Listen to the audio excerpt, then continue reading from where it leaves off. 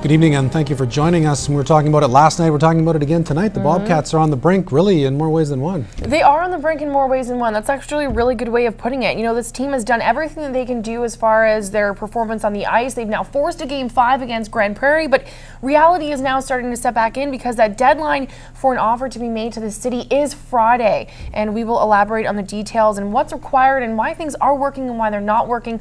I'll have that coming up in sports. I'll look forward to that, and that game, I guess, is going to be on Thursday against the Grand Prairie Storm. But yes. The storm that we're having right now, Gerard, a little bit more snow coming down. It's been coming down for a little while now. Yeah, we mentioned it yesterday, guys, and it's been coming down for the better part of the afternoon. I thought it was a bit late in coming down because Edmonton got their share pretty early on in the day. But let's look at it right about now, because on the plus side of it, we got to a high temperature of -22 just at around 2 o'clock, so we've just fallen off 1 degree. To where we are at -23 right now. 77% humidity. The wind's out of the east at 24 kilometers per hour. The wind chill is what we remain concerned about. It's at -35, and as we look across the region to the Midwest, to the Lakeland, the snow is continuing to come on down in the Battlefords too. The wind chill will remain the concern as tonight. As to how long it will go on, Jacob, we'll let you know in our second look at the weather. Meantime, it is back to you.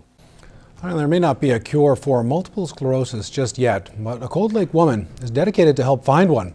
As Clayton Brown explains, Suzanne Deschamps has been recognized by the Canadian MS Society for all her work. For the last 19 years, Suzanne Deschamps has been living with multiple sclerosis. She was diagnosed back in 1992, and ever since, she's been determined to help find a cure. Right away I said, well, you know, I can sit here, be lost vision in one eye and sit and feel sorry for myself, and I thought, well, you know, life's going on without me out that window. So I jumped on the wagon. I said, okay, let's go check this out. A year after being diagnosed, she became the president of the Lakeland MS Society, and she has been a major influence to others diagnosed with the disease. She helps everybody who may be diagnosed with MS. It's a scary thing to happen to a person when they first are diagnosed, and she's there to give them advice, to give them help. She's also worked very closely with many events. The MS Walk and Readathon are only a couple examples, but none are more dear to her heart than the MS Mountain Bike Tour. There's roughly 350 cyclists in Hinton, and I make a point of being at every checkpoint and saying hi to all the cyclists to let them know that, hey, you're riding because I can't, and I'm very proud of them. In the past 6 years, Suzanne has raised nearly $90,000 all by herself.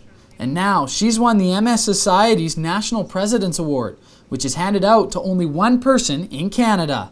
I'm really excited to receive it and proud to be nominated and to be accepted it. My nomination was accepted.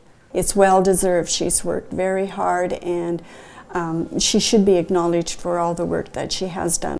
But her work isn't over yet. One day we'll be able to say we found a cure. I can't wait for that day.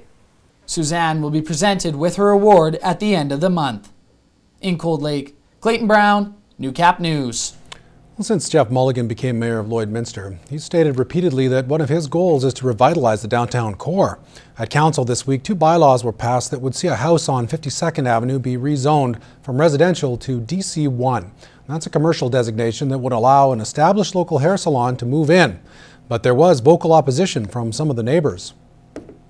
Mill's Hair Shop needs to move as the entire block has been bought by developers for an undisclosed future project. The owner found what she thinks is a great new location adjacent to the downtown core, but neighbors collected 170 signatures and petitioned council to reject the move, citing increased traffic and potential opportunities for crime after hours.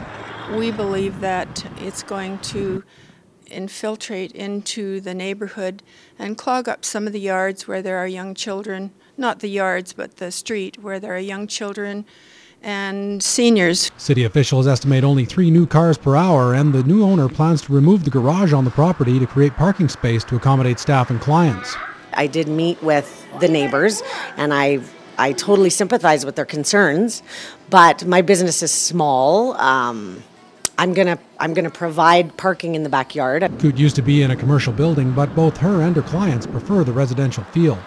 I don't even like change, you know, who does? But it's part of Lloydminster, it's part of progress. Lloyd's growing, it's a great city, so I think I'd be an asset to the downtown core, and I really don't think that I'll hinder the residential neighborhood at all. City Council agreed, voting unanimously to pass the 2 new bylaws that will allow the move. Mayor Mulligan plans to continue to increase residential density downtown and recognizes there needs to be services for people moving in. First, these are great community people that were opposing it, but they were taking a kind of a backwards view of trying to preserve the past. And we're talking about promoting a bright future and not upsetting the integrity of their neighborhood, not doing anything but actually adding value and preserving value. Although they lost their battle to prevent the studio from moving in, the residents take a lot of pride in the work they've done to make their neighborhood a good place to call home. And that's work they'll continue, no matter who moves in. There's a great feeling in our neighborhood that people really do care for each other. So we just want to maintain that. In this current tough economic climate, business owners are always looking for an edge. As Jack Haskins explains, Lloydminster industry leaders were out in full force for the Business Education Month kickoff luncheon. This year's event featured guest speaker Cordell Norton. He has international speaking experience talking about how to improve business networking.